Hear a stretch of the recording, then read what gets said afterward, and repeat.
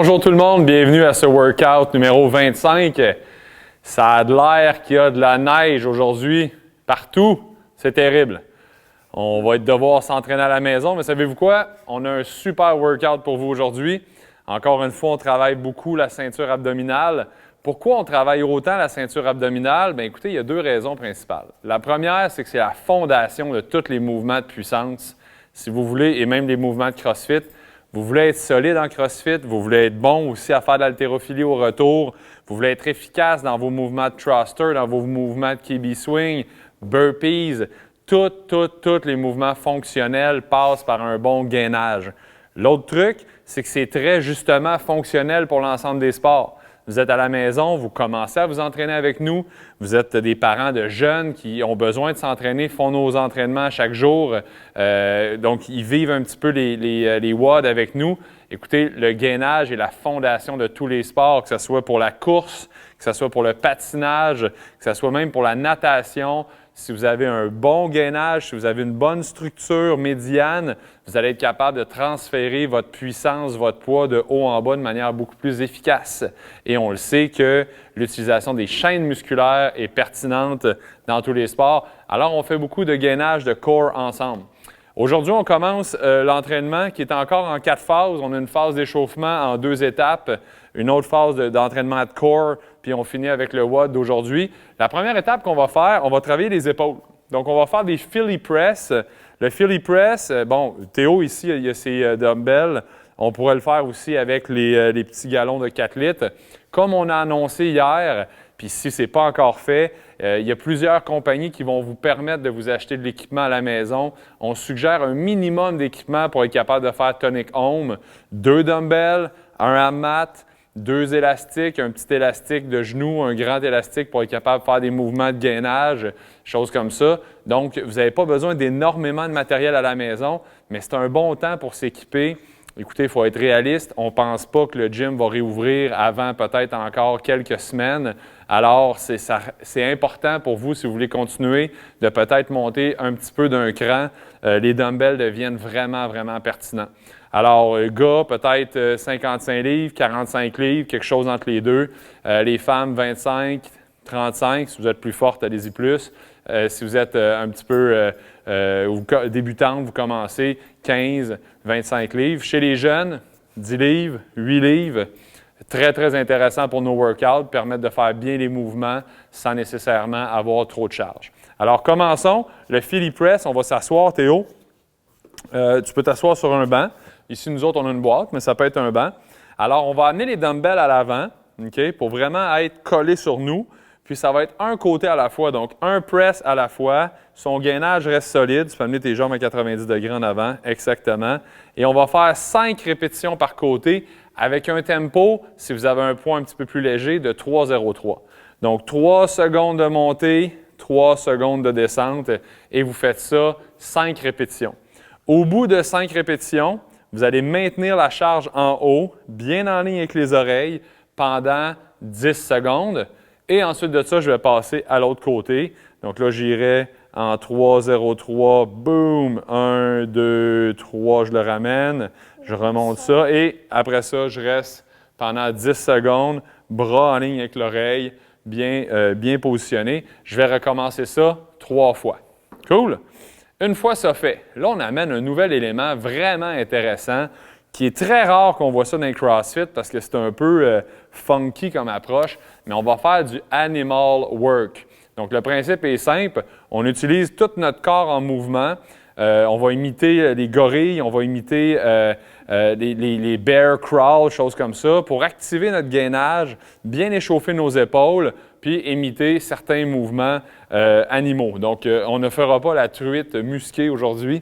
On va se concentrer sur le gorille et le bear crawl. Donc, on va commencer avec un gorille, gorilla walk, mais vers l'avant. Donc, Théo se place en position de gorille, il va avancer ses mains, ramener ses pieds. Là, Théo, ici, il était un petit peu trop large au niveau des jambes.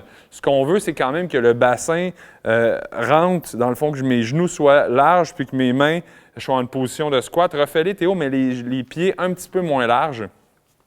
Comme ça. Ouais. Donc, on veut vraiment forcer le bassin à faire haut-bas, aller chercher de l'amplitude. On va faire ça pendant 1 minute. Donc, 1 minute de temps, vous allez avoir l'air bizarre dans votre maison, mais c'est correct, vu qu'on est seul à la maison, on peut le faire et s'habituer à faire ces mouvements-là. Alors, pendant 1 minute, on fait ça. Donc, ça peut être dans le salon. Vous pouvez l'essayer d'avant, arrière. La prochaine minute, on va faire des bear crawl, donc une position qui ressemble à celle du push-up, sauf que mes jambes sont à 90 degrés, mes épaules sont en protraction solide, mes abdos sont bien concentrés, bien tight et les genoux frôlent le sol. Quand quand je vais avancer ma main droite, ma jambe gauche va avancer au même moment et j'essaie de ne pas changer ma position de mon dos quand j'avance pour pas que ça twiste. Encore une fois, on va faire ça pendant 1 minute, donc avant-arrière dans la maison. Encore une fois, c'est l'échauffement. Si vous commencez à être fatigué, partez votre timer, on fait 1 minute, vous pouvez prendre des pauses au travers. On essaie juste d'utiliser le mouvement de manière efficace pendant 1 minute. Le troisième, c'est Gorilla Walk, mais de côté. Donc, ce qu'on fait, c'est qu'on va déposer les mains larges et on transfère les pieds. Fais un aller-retour, Théo, s'il te plaît. Exactement. Donc, j'engage encore une fois mes hanches à l'ouverture. J'utilise mes mains pour bouger, pour mettre ma tension puis me tasser. Donc, 1 minute. Vous pouvez faire des sons aussi. Si vous voulez faire des sons de gorille en même temps, ça peut être très amusant dans la maison. Alors, on fait 1 minute l'exercice 1, 1 minute l'exercice 2, 1 minute l'exercice 3. Et je refais ça une deuxième fois. Un 6 minutes quand même assez intense. Vous allez voir, en 6 minutes, on peut suer pas mal et avoir quand même pas mal de tension musculaire. Alors ça serait notre warm-up numéro 2. Core maintenant. On va passer à 4 séries par côté. Et là, vous allez comprendre, on va faire tout le côté droit, tout le côté gauche par la suite. Théo, tu vas prendre un seul dumbbell, s'il te plaît. On va faire 5 Turkish get-up par côté. Donc, commence avec ta main droite. Good job, main droite. Alors, on revient sur les mouvements de base du Turkish get-up. Mon bras est barré, pointe le ciel. Je me relève en utilisant l'autre bras qui est au sol pour avoir une bonne position, donc pointe vers le ciel. Ma jambe, la même jambe que mon bras qui est dans les airs, est à 90 degrés. L'autre est étendue au sol. Quand je suis dans cette position-là, je vais ramener mon genou ici vers l'arrière pour pousser et me relever. Vas-y Théo, hop, je me relève. Et une fois relevé, dépose son genou au sol, redépose sa main, passe bien sa jambe et va se rasseoir comme il faut. Au bout de 5 répétitions comme ça, on va faire ce qu'on appelle le lowering.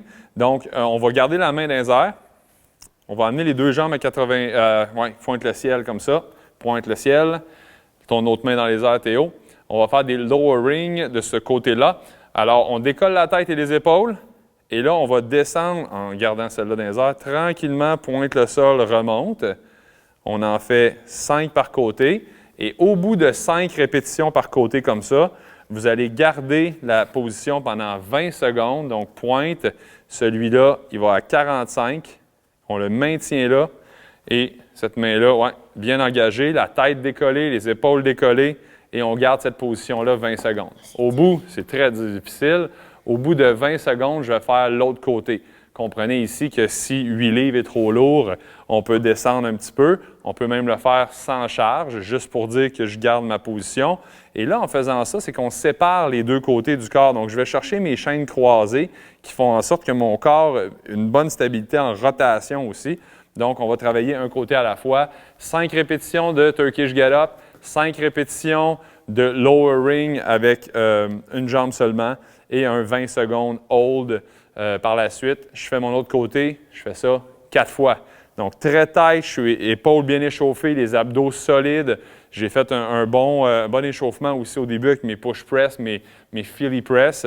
Et je termine ma section C, en fait, de mon workout. Ça va être 10 rondes 4 time. Donc, 10 rondes le plus vite possible de 6 clean and jerk. Théo, est-ce que tu peux prendre tes dumbbells? Sinon, ça peut aussi être avec les 4 litres. Donc, le clean and jerk, je pars de chaque côté de mon corps. On va regarder par là-bas, s'il te plaît. Donc, les poids s'en vont au niveau des genoux. Clean, j'amène ça aux épaules. Et après ça, jerk, j'utilise mes épaules. Boum, je pousse au-dessus de la tête. Donc, je vais comme ça 6 fois. Au bout de 6 fois, je vais faire 9 pull-up ou des rowing, donc des tractions quand je vais utiliser mon poids de corps.